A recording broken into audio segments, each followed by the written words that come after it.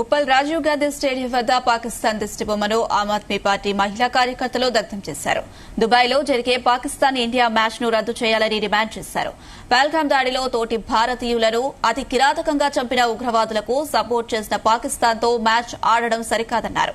ఇవాళ జరిగే మ్యాచ్ రద్దు చేయాలని ఉప్పల్ క్రికెట్ స్టేడియం ముందు పాకిస్తాన్ దిష్టిబొమ్మను దగ్ధం చేశారు.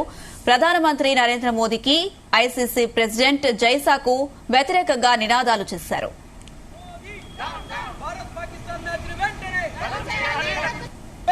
చేతగాని మోడీ ఇందిరాగాంధీ చేసింది కూడా చేయలే. ఒక ఆడదాని కంటే నువ్వు హీనం. నువ్వు అదాని అంబానీ చేతులలో మాత్రమే వాళ్ళకు కూడబెట్టడానికి మాత్రమే ఉన్నావు.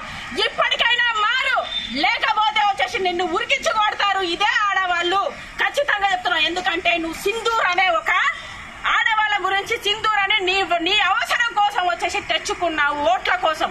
ఇప్పుడు దాన్ని చేసి నిరూపించు, లేకపోతే దిగిపో. నీకు చాతగా జోల పట్టుకొని పోతాను, అదే పట్టుకొని పో.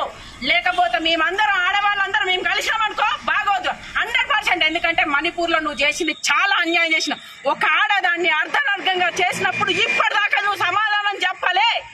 అదొక్కటే మేము ఆమ్ ఆద్మీ పార్టీ తరఫున ఆడవాళ్ళగా డిమాండ్ చేస్తున్నాం.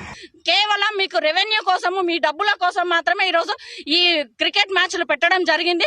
మీరు అక్కడ 10 రూపాయల రెవెన్యూ కోసం చూసుకున్నారు.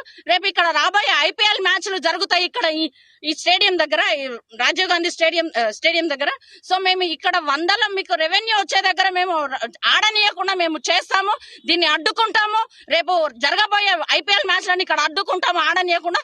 అప్పుడు మేము ప్రజలను కూడా అవేర్నెస్ తీసుకొస్తాం. ఎందుకంటే ఇలాంటి వాళ్ళు మన దేశాన్ని ఎలా బాగుపరుస్తారని అడుగుతున్నాను. ఒక పాకిస్తాన్ నోడు మనల్ని వచ్చేసి ఆడవాళ్ళని సింధూరు చెడగొట్టినోడు. గవర్నమెంట్ మాత్రం, సెంట్రల్ గవర్నమెంట్ మాత్రం పట్టించుకోకుండా ఈ రోజు మ్యాచ్లు జరుపుతున్నారంటే కేవలం ఇది రెవెన్యూ కోసమని ఇక్కడ అర్థమవుతుందండి.